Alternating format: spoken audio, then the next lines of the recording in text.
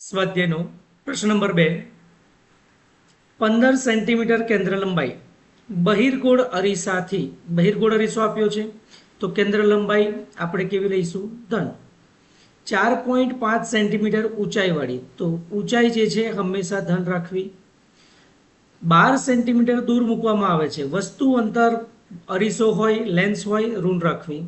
પ્રતિબિંબનું સ્થાન અને મોટવણી આપો. સોયને અરીસાથી જેમ દૂર ખસેડવામાં આવે તેમ શું થશે તે જણાવો. સર્વપ્રથમ સંજ્ઞા પદ્ધતિ અનુસાર કેન્દ્ર લંબાઈ ધન, વસ્તુ ઊંચાઈ ધન, વસ્તુ અંતર ઋણ, આ વિગતો દ્વારા અરીસાનું સૂત્ર લખીશું. અરીસાના સૂત્રમાં 1/v ને સૂત્રનો કર્તા બનાવીશું. 1/f - 1/u. મોટી સંખ્યાઓ હોવાથી ગુણાકાર કરી દઈશું. 12 × 15, 12 આ તરફ, 15 આ તરફ, 27/180. ઉલટાવી દો તો આ 20/3 બરાબર 6.67 સેન્ટીમીટર આવી ગયું. બહિર્ગોળ અરીસો, વસ્તુ અંતર માની લઈએ છીએ કે આ છે, વસ્તુ અહીંયા મૂકવામાં આવી છે, બરાબર છે. વસ્તુ અંતર જે છે 12 સેન્ટીમીટરે છે. પ્રતિબિંબ આપણને ક્યાં મળે છે?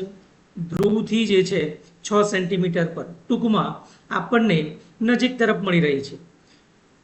તો વી ધન હોવાથી પ્રતિબિંબ અરીસાની પાછળ, હા,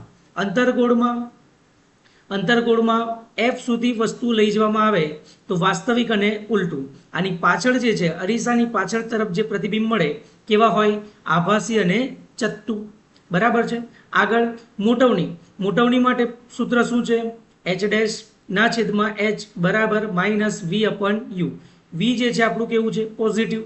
તો 6.67 અને યુ કેટલા છે? 12, અને સૂત્રમાં પણ ઋણ છે તો એ કેન્સલ આઉટ થઈ જશે. 6.67 ભાગ્યા 12 કરીએ તો m બરાબર કેટલા આવી ગયા? 0.56. હવે h' બરાબર, હવે h' કેટલું આવ્યું? m બરાબર 0.56. h જે છે કેટલું છે? 4.5. ગુણાકાર કરવામાં આવે તો 2.5 સેન્ટીમીટર મળે.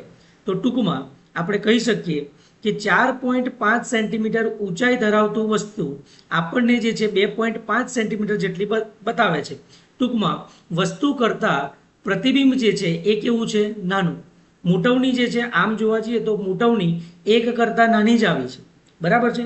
1 કરતાં ઓછી હોવાથી આપણને ખ્યાલ આવે છે કે વસ્તુ કરતાં પ્રતિબિંબ નાનું, વસ્તુ કરતાં પ્રતિબિંબ જે છે એ નાનું જ મળેલું છે. બીજું, સોયને અરીસાથી દૂર ખસેડવામાં આવે તો આપણે અંતર્ગોળ અરીસામાં જોઈએ છે કે જેમ જેમ નજીક આવીએ છીએ એફ સુધી તેમ તેમ પ્રતિબિંબ જે છે આપણને વિવર્તિત થતું અથવા તો મોટું થતું દેખવામાં આવે છે.